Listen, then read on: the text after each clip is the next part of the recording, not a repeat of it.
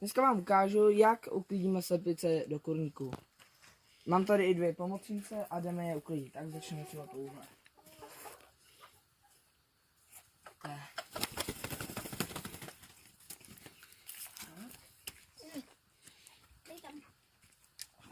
Jedna, druhá a třetí. Už tu máme jenom 2. Tohle je nejrychlejší, tak se schovává.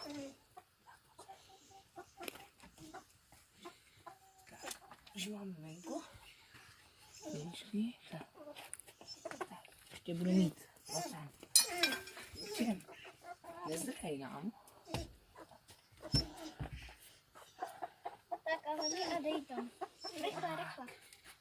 A teď ještě dáme vodu.